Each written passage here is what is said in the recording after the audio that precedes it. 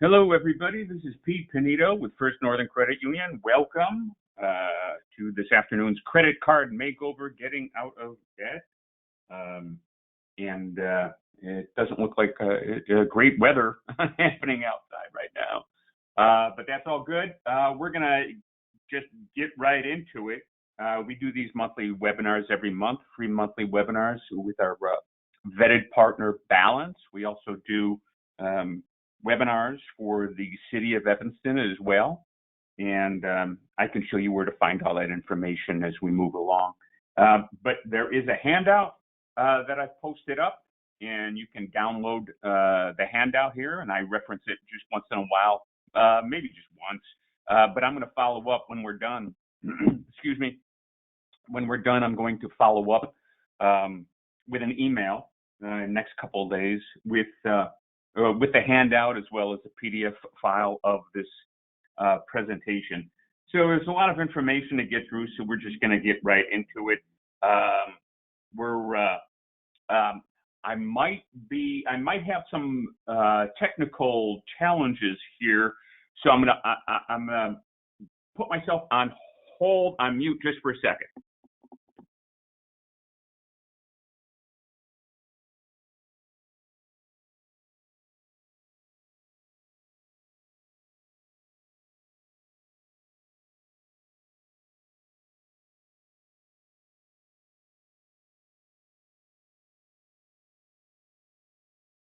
Hello. Okay, I'm back. So let's get right into it. So warning signs of credit trouble. If any of these sound familiar to you, it's probably a time to change up your financial habits before you dig yourself into a deeper hole.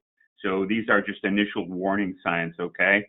So paying only the minimum amount due on your credit card can be financially not good, especially when you're paying 20% or higher on those balances, charging more each month than you make in payments, using your card as income, as supplemental income. If you can't pay off a credit card in full each month, you at least want the unpaid balance to decrease each month, okay, because of those high interest rates. And I'll say it a few times, I'm sure the credit card companies, they want you to make the minimum payments. They don't want you to pay any more than that. They don't want you to pay down your debt. The bigger balances that you have, the bigger money that they make. So this next one, use a credit card on things you usually would pay for in cash. But if you start doing it more often, once in a while it's fine. But if you get in a habit, if you do it more than a couple times, there may be an underlying problem that is being masked. And to iterate the total credit that rarely decreases means you're either just making the minimum payments or you're charging more on your credit cards and not paying more than those increased charges. And that may be indicative of a budget that isn't really being adhered to. If you have a budget, if you've created a budget, and we're going to get into that. And this last one, approaching your total credit limit and applying for new cards, that's a precarious position. It's a precarious situation you've put yourself into. So you need to be careful with that, especially with those special offers that credit card companies, they market that stuff to you.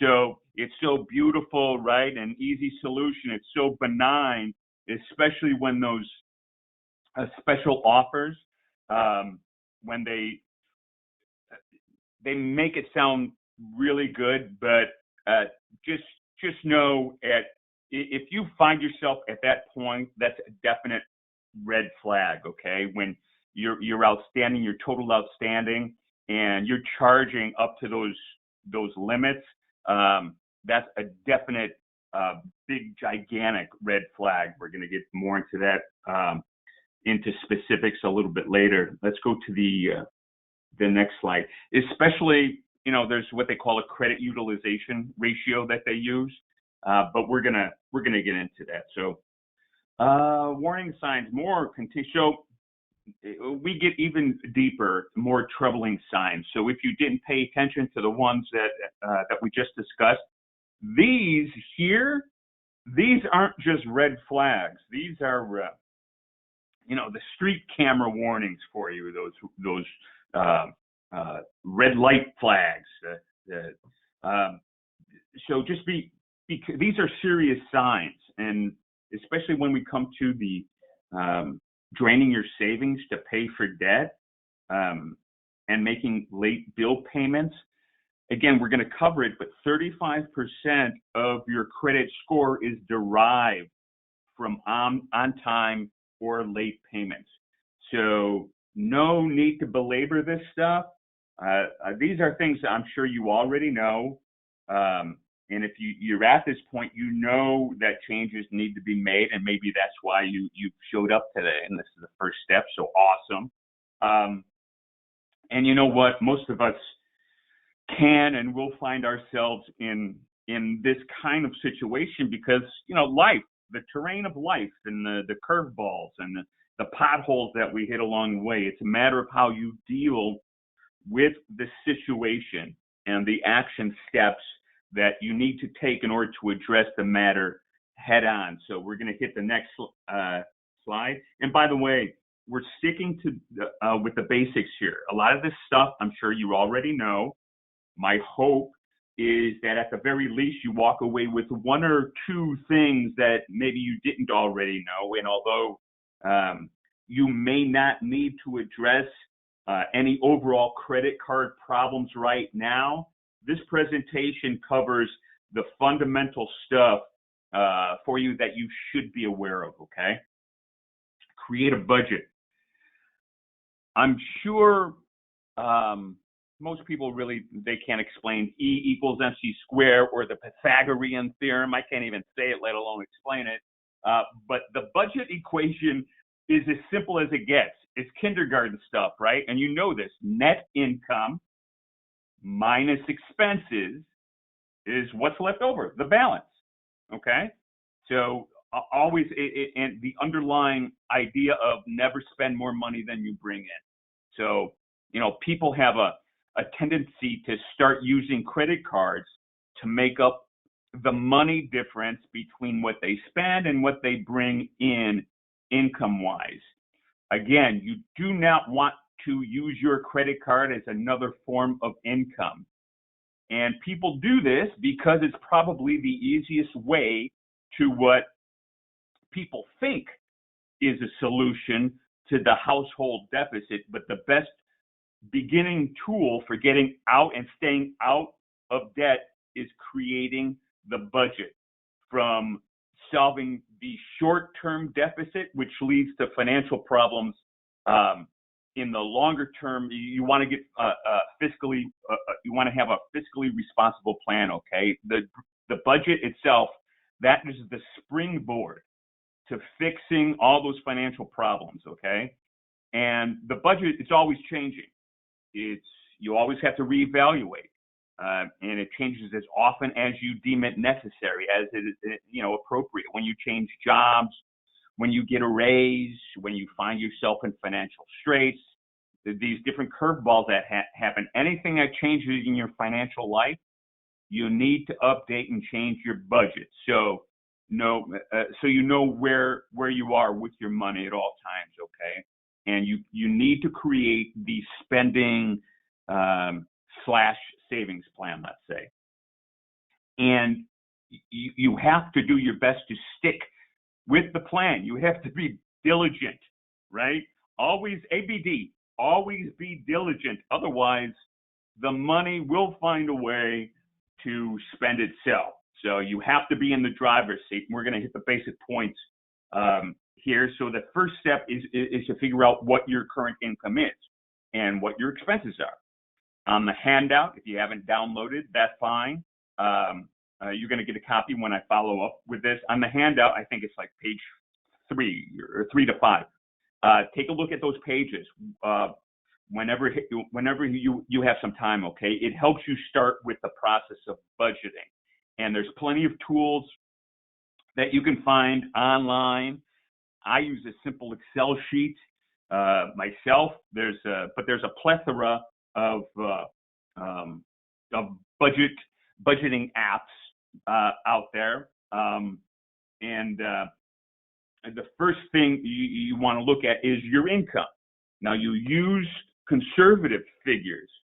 So it's great if you get a bonus every once in a while, but unless you know it will continue, guaranteed, don't use it for your budgeting purposes for the coming year.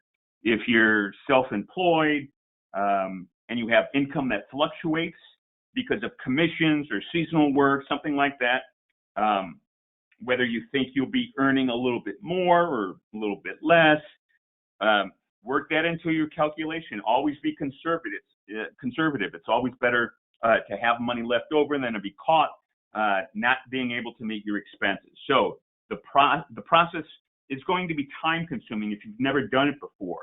But when you start analyzing all the expenses, it's important that you're as accurate as possible, taking time to write down all the purchases for at least a month, let's say. I mean, I prefer people would be, if they do it for 3 months, so you can come up with an accurate figure.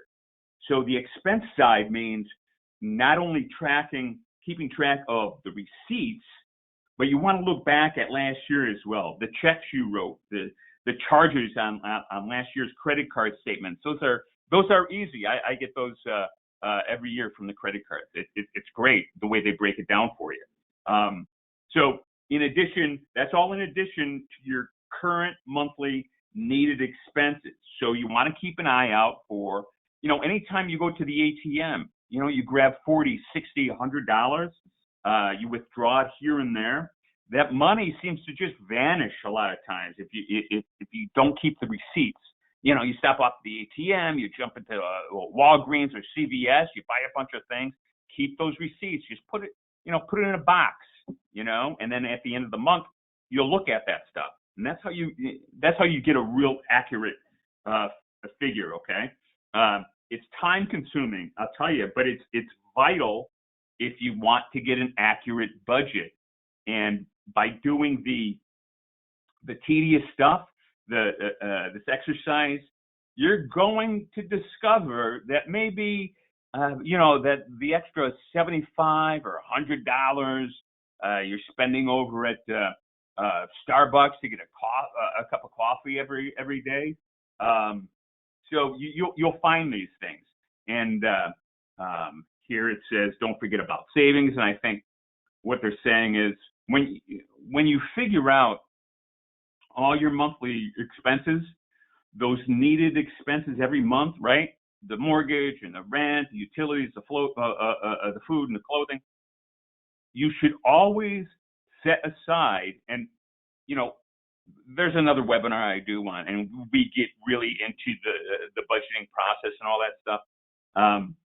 But it's important that you start with a savings plan, your emergency fund plan, okay? And then you want to set aside things for yourself. Like, you want to work in every once in a while. You want to go out, to a nice restaurant or something, go out to a movie. That's all. You want to work that into the budget, okay? You want to, especially, it's just like a diet, you got to have a day where you could just eat anything. And otherwise, it's really hard to stick to it.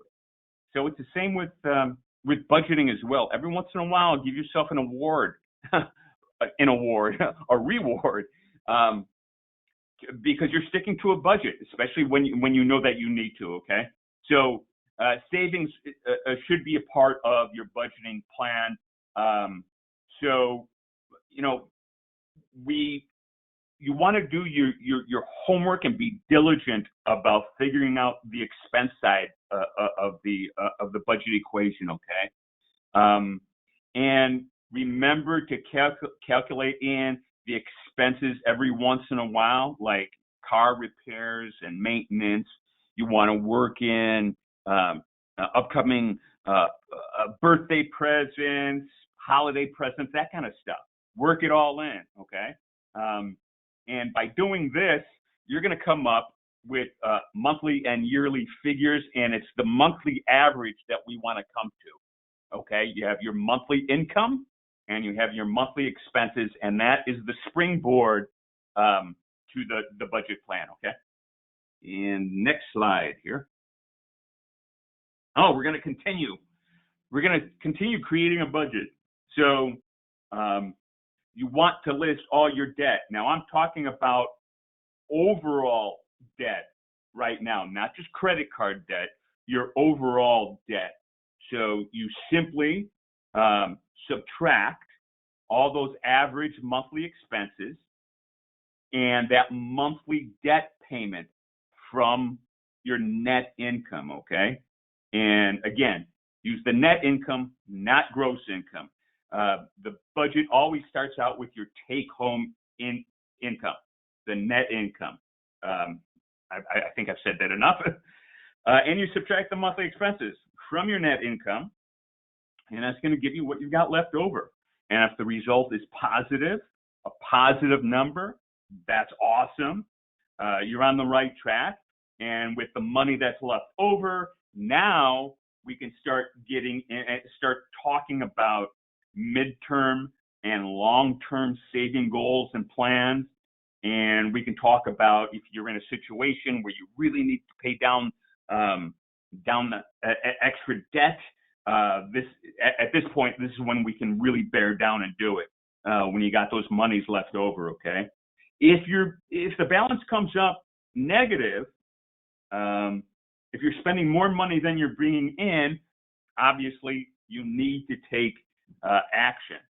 I know people put a Band-Aid on this, okay? And they float by because they could start using that credit card as an income source, right? What you don't want to do, but people, that's the Band-Aid part, right? So if your balance goes negative, you have two options. Either you increase the income that you're bringing in, or you decrease the expenses. The first option can be very difficult, taking a second job. But the second option can be very surprising for people who've never done a budget before. When you cut out some of those unnecessary expenses. So again, I'm going to go back to the $100 a month you're spending over at Starbucks. Stop it. Do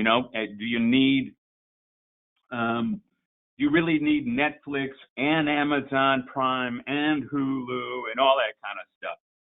When you deep dive into these outlays, you'll be surprised what you find, where you can cut the budget. And you'll find that a lot of those expenses are wants and not needs. And sometimes the actual needs need to be cut as well. So like maybe the car payment is just too much. The rent or the mortgage you have, it's just too much. You need to make some life decisions at this point to get on top of everything. In the short term, it's going to hurt. But in the long term, you got, eye the tiger, right? Eye the tiger. You've got your long-term plan set, okay? Next slide. Create a budget continues. So, yeah, we already covered this. They're just mentioning possibilities here, possible ways to increase your income. I know plenty of people that have sold some stuff off, garage sales, yard sales, for some quick cash to pay down a chunk of, if the goal is to pay down those credit card balances, it could pay down a big chunk of that existing credit card debt, okay? That's just short term, and all these pretty much are short term, but it helps a lot when your back is against the wall. It gives you that needed boost, okay? And again, increasing your income isn't always available or practical. So most people will usually focus on the expense side of stuff, okay? And you have to be honest with yourself. Is there anything that you're currently spending money on that you can reduce? Maybe substitute it to something a little cheaper. Postpone it. Just forego it completely. Okay. Fine tuning the budget. It's not unlike goal setting. It's hard because you have to sacrifice today in order to reap the benefits in the future. Okay, so long term when we approach this stuff. Be honest. Okay, I mentioned that. The other options are not options, but again, look at when you start looking at those cash outlays. Again, I'm going to go back to that Starbucks. $100, every month. The opportunity cost. Instead of $100 on coffee, that $100 can be used to pay down your debt. And if your backup is against the wall, that's what you need to do. Reconsider like your phone deals. My phone went kerplunk on me a couple years ago, and I started looking at the prices of these. I'm one of these guys. I'll hold on to a phone for like 10 years, and people will make fun of me because it's so what's with the flip phone, So when I started looking into these phones, they were ridiculously high. So I found something on Amazon. It was like for $250. I got the Samsung 9 because there was no way I was going to pay $600 for a phone. It just seemed so silly to me. And the thing is great, So, take a look at phone deals or cut down on vehicle costs. And, there's opportunities to refinance your vehicles and stuff. I know we have a program. I think it's at like $249 now to refinance. We also, by the way, have, it's pretty awesome. I usually lease cars, and then I buy. Like this last one I bought after I leased it. But we have a program. It's called Driving Sense, which gives you the benefits of ownership, but it's combined with the lower payments of a lease, and that's why a lot of people get a lease because although the resale balance of the automobile a few years down the line, that's incorporated in the equation, but it's lower payments. So it's almost like half the amount you would pay for owning a car. So we have a combination of that's called Driving Sense. So check it out if you're interested. But again, you can refi stuff depending on how much you're currently paying on either a mortgage or a car. Look into that stuff, which I'm sure you have. That's the first thing most people do. What else? What other example? Cable. I don't know how much people. I think it's crazy how much people pay for their cable. I've been off the grid, as I say, for about 10 years now, maybe even longer. Because I don't watch much television. But when I do, I have Netflix and I have Amazon Prime and Netflix, and I tether everything through my phone. I have T-Mobile. I pay $75 a month, and I tether everything. Nothing is throttled. I get the movies that I want when I want. So the only cost there was I had to get Chromecast, like a $30 piece of thing you put on your television. So I tether everything. I'm doing this presentation just without cable. This is just through my phone that I'm doing this. Okay, where are we? Controlling spending urges. Okay. Everything budget-wise comes down to the needs versus wants. Okay, so in order for your budget to be helpful, you need to follow it. So, when you find yourself standing in front of something really shiny and brand new in a store that you really want, well, don't do it. Don't buy it. You have to stick to the budget. That's the only way you're going to dig yourself out of whatever debt situation you have. I mean, that's what it comes down to. That's what you need to do, and that's what this slide is about. But it all comes down to, like I said, needs versus wants. Do you really need it? Maybe you might want to, that $400 pair of shoes because, whatever, it's in style, whatever. Well, yeah, but do you really need those now? And especially when you're in a certain situation. So, budgeting, it's, you have to stick to it. I think that's what I want to say. I've got a friend who had a habit of, when I look at this last point, if all else fails, cancel your credit card. I have a friend who was an Amazon addict. He had his credit card on Amazon and ready to just click one click and you buy things, right? He took the credit card off of Amazon. He's probably saved hundreds of dollars. And I'm one of those guys too. I like to I buy a lot of things. Half the books I haven't even read, but like I have this almost addiction to just wanting to buy more books on Amazon. So I haven't taken my credit card down yet, but my friend did, and he says that it saved him a lot of money. Okay, next slide. Delete your debt. So we're talking about credit card debt right now. So, we talked about the importance of creating the budget, and it's vital if you want to get really real about tackling your debt situation. You have to stick to that budget. Okay, so minimum payments, as I mentioned before, they're set very low. Those credit card companies, they want you to pay only the minimum. Okay, and it could if you're only paying the minimum, that $200 pair of shoes now turns into, it's going to cost you $300. So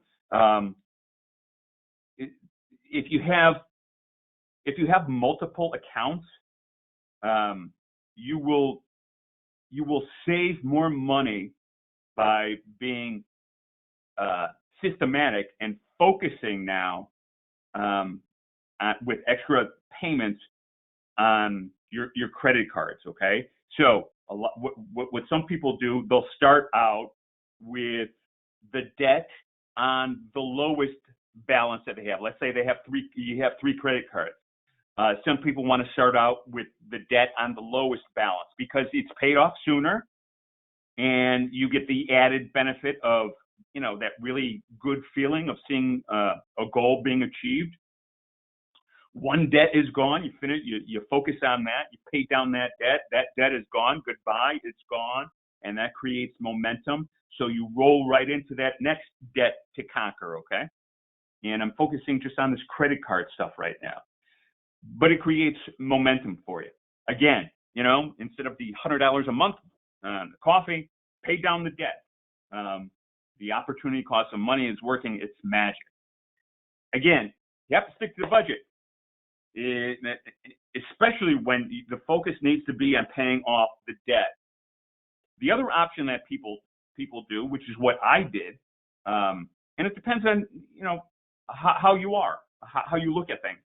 Paying off the credit card with the highest interest rate, that was what I did. I wanted to concentrate on that. I had greater personal utility paying off the higher rate credit card. It just it gave me more satisfaction not paying that ridiculously high interest rate. So it's just a personal decision. But the point is, a lot of people, maybe they want to take the approach of paying more on each credit card. I suggest you concentrate on one card at a time. Okay. Let me see. What else do they say here? As creditors, to lower your interest rate. Okay, that's a tough one to accomplish, but it doesn't hurt to try. Before I got a handle on my credit card debt, I called the credit card companies and asked them to reduce my rate, and they said, "Oh, well, thanks, but no thanks." But actually, that gave me the incentive to really bear down and figure out how I was going to pay all that stuff off. A couple of years later, after I paid everything off, they were more than happy to lower my interest rate at that point. But now I'm at the situation where I do pay off the balance every month. That's exactly where you guys want to shoot for. Okay. So, and I'm kind of passionate about this stuff because obviously I've been there. But as far as asking the creditors to lower, it never hurts to try, right? They can only say no. You can transfer the balance transfer. You can transfer the balances to a card with lower interest. But again, be aware, and I'm sure you get these mailers from the credit card companies, the credit card transfers. You have to crunch the numbers on these. Sometimes the 0% transfer fee, then a lower rate or a really low rate for 12 months, let's say, and then they jack it up to 24% after 15 months or something. But sometimes it could work out. The opportunity could work out when the numbers work out. So you have to really crunch your numbers, okay? Consolidation loan. Okay, these are tricky, and actually the next few here. This is something I'm kind of going to skip over because these are things that you really should sit down and talk to a financial services advisor about. The consolidation loan. There's a lot of places out there. They'll be more than happy to take money from you and make the payments on your behalf. But it's things that you could already do for yourself. Okay. And when you're talking about home equity line of credit and a debt management plan, you need to talk to a financial services advisor at that point, okay? So we're just going to move on. And by the way, you can send me an email. We have people come in all the time, members, non-members. If they want to go over their credit stuff, we sit down, we go through that. We have our vetted partner balance. And you can call them. It's free. You can talk to a counselor over there. So the first thing is to speak with somebody, a financial service advisor, when you're looking at this kind of stuff. Okay. Next slide. Improving your credit standing. So since we're talking about deleting your debt, we're talking about credit. So we want to talk about improving your credit standing. So it's helpful, and even if you're not in any kind of debt crisis, just be aware your credit standing, knowing how to look at the different credit reports and stuff. So I'm sorry, I lost my place for a second. For each credit account that you have, it all goes through the credit bureaus. And so we're talking about Equifax and Experian and TransUnion. For each credit account that you have, your report is going to show who it's with, the payment history, the initial amount you borrowed, or credit limit, the current amount that is owed, and what was opened.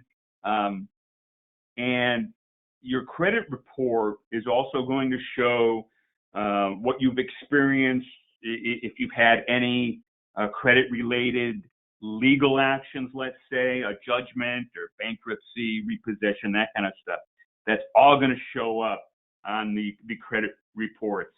By the way, you can get free credit reports through annualcreditreport.com. You can get a free one from each one of the credit bureaus throughout the year. And we suggest, if you go to Experian and you get that free credit report today, let's say, then 4 months from now, go to Equifax. And then 4 months from that point, then go to TransUnion. So you have an idea of what is on your credit report throughout the whole year. Okay. And but they don't give you actual credit score. So you can always go to Credit Karma and they actually give you a credit score. Whenever I get my, I think it's Discover, the credit card. When I get the statement, it always shows up my FICO score there as well.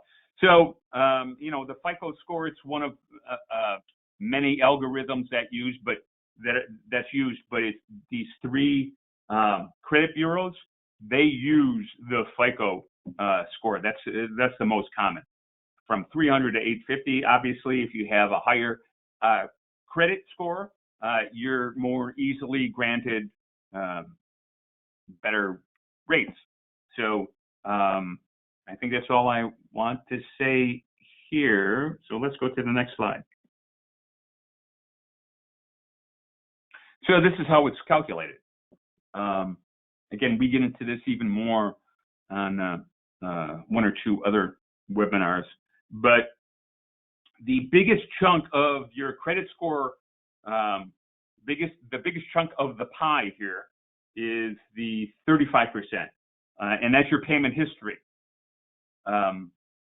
Making your payments on time, it will boost your scores. So always make sure you make those payments on time. Conversely, if you make a late payment, your score is going to take a hit. The more recent and severeness of the lateness, the lower your score is going to be on that. So an example is if 120-day late payment is more severe than a 30-day late payment, okay? And collection accounts and legal actions, that stuff obviously has very serious negative consequences. The next biggest chunk of the credit score pie, the 30%, that's the amount owed. So let me restate. That's the amount that's owed on your revolving credit. So this 30% only takes into account your revolving credit. And revolving credit, that's your credit cards, your lines of credit, whether it's personal or home line of credit, home equity line of credit, those are considered revolving credit, okay, versus an installment loan, which is something like, a student loan or a car loan. That's installment loan. This 30% only takes into account the revolving credit, okay? So what they utilize what they call a utilization score. So as an example, if you have a total of $1,000 revolving credit, the higher you have outstanding, the worse it is. The credit, so it's, let's just say you've got $1,000 of credit limit, and you have $300 that you've charged on those cards, let's say, at any one time. That gives you a 30% utilization ratio, and that's exactly what we don't want you to be above 30%. That's where you want to be, 30% or lower. Okay. And what's the next one? 15%. That's the length of credit history. So the longer you've had your accounts, the better. So if you have a credit card that's 10 years old and it's in good standing, keep it. That helps.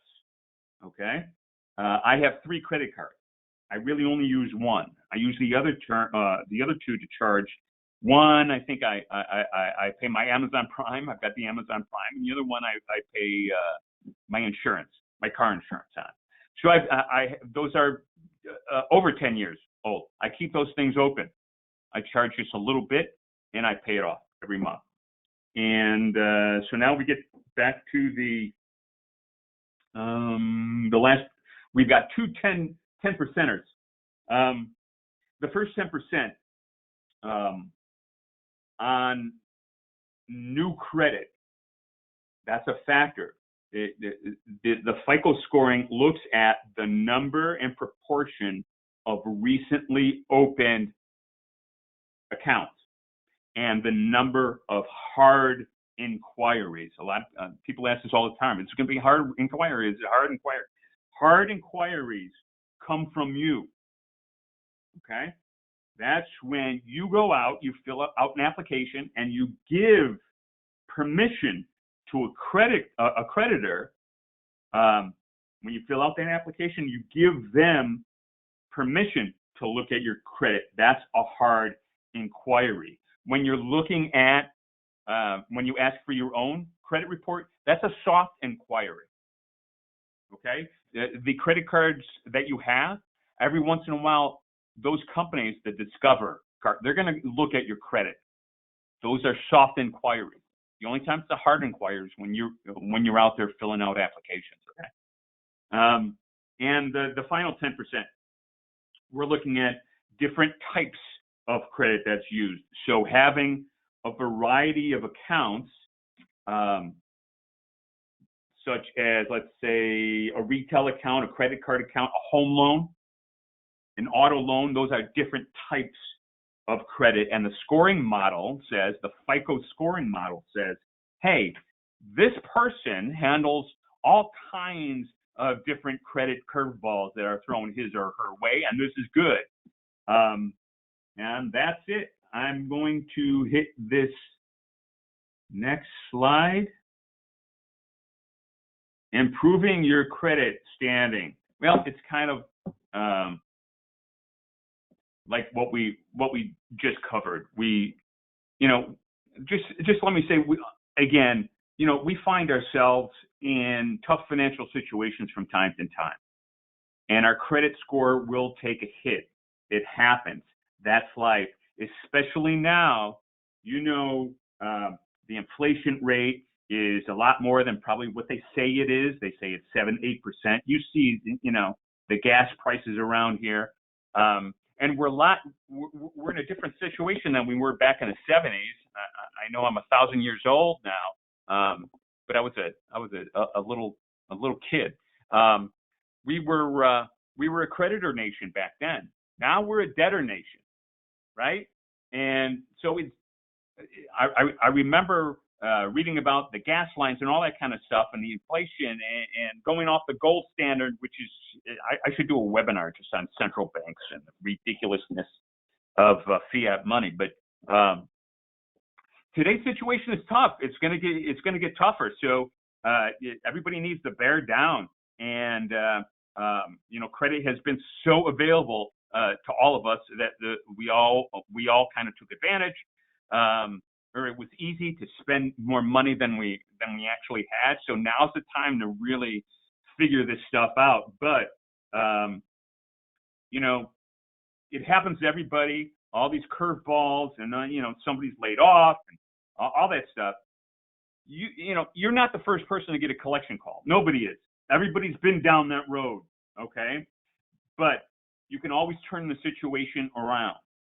It takes action and it takes time. I bring this up because when negative information shows up on your credit report, you can take consolation in the fact that the negative stuff, it doesn't stay on forever. 7 years. 7 years is the limit. Any evidence of lawsuits and judgments and foreclosures and liens and Chapter 13, BK, late payments to credit, they will only remain for 7 years. The exception is Chapter 7 bankruptcy, okay, which can stay on for 10 years, I think. That's the exception to the rule. So, and the better news is that the positive information stays on your credit reports up to 10 years. So I'm talking about closed accounts now. Accounts with creditors that you have had great and positive history with will stay on the credit report for 10 years after it's closed. So People may have problems with collection accounts. Just know that no matter what, how many times the collection account has been sold, the longest it can stay on there is 7 years from the date of the first delinquency, okay? So, you know, and the scoring models, they emphasize the recent payment information over older negative information so that the negative information won't affect you as much as time goes by. So the most recent 2 years, let's say, the most recent 2 years on your credit report will carry more weight than previous information. The older a missed payment is, the less of an impact it has. So the summary here, the bullet points here, always pay on time, pay down existing debt. Again, it's long and a tough road, but you can do it. Take a look at your budget, create that budget. That's your springboard. It may be very tight for you, but you need to take a look, explore those different ways. Maybe you can lower interest rates, free up some cash to make more than those minimum payments. Get on the phone with creditors, see if you can, you know, reduce it, at least the rate or whatever. Don't be afraid to make the calls. Just dig deep down in the budget to squeeze out a few extra bucks to pay down that debt, okay? Check your credit report for errors. So not only to keep an eye on it throughout the year, there's a lot of times, and we bring this up when we're talking about ID theft and all that kind of stuff. You want to be able to see what is on your report. You want to be able to dispute anything that's maybe incorrect, okay? Again, annualcreditreport.com. Keep old accounts. Okay, that's the one I mentioned. You need to make an effort to not take on more debt in the future. For revolving credit, ideally, you should not charge more than you can pay off in full each month, but at least, at the very least, keep that balance under at least half of the available credit. You want to get down to that 30% like we mentioned, but you know, just get it down as much as you can. Limit the balance transfers. So we mentioned this, that the teaser rate card that you'll get in the mail. It not only, it's kind of a way for people to put off the inevitable, which is to just bear down and do it, pay down the debt. What it does as well, when we go back to the information pie of what it's all made up, if you do those transfers, because the accounts will be new, it's likely that the balances are closer to that limit to take advantage of that loan rate itself. But remember, that's part of the utilization ratio. You don't want that balance so high, okay? Avoid excess credit application. So if you do it frequently, a creditor may see it as a sign that you need to rely on credit to pay your bill. And be patient. Okay. It may feel like credit mistakes haunt you forever, but again, your payment history from the last 2 years is more important than what has happened before. Again, the power of time is in your favor, and the most negative information is removed from the report after 7 years. And that, let me hit this next slide. Oh, and that's all she wrote. Now, I just wanted to see if there's any questions. Some credit card companies use, I don't know how to, some credit companies to access and review that. I can't answer that question. Whoever asked the Sage Stream, I don't know anything about Sage Stream. I can look into it though. If you want to send me an email, I'm going to follow up with an email again of the handout and a PDF form of this presentation, and you'll have my email. And you can ask me any specific questions, and if I don't know the answer like this one, I will look into it for you, okay? Do we have any other questions? No, it doesn't look like it. So hopefully I anticipated any of those questions and I answered them already. So thank you for coming out on noon. Today's what? Today is Wednesday, and I usually work remotely a couple days during the week, but usually I'll be out in Evanston a couple days a week, and I'm downtown 1 day a week. So if you do have any questions, just email me. So I just want to I appreciate you guys showing up today, and hopefully if you are in a situation where you need to bear down and get this thing done. Today was the first step, and that's awesome. Keep the momentum going. So I want to wish you the best of health and wealth and positivity and all that stuff, and have a great rest of the week, okay? All right. Bye-bye.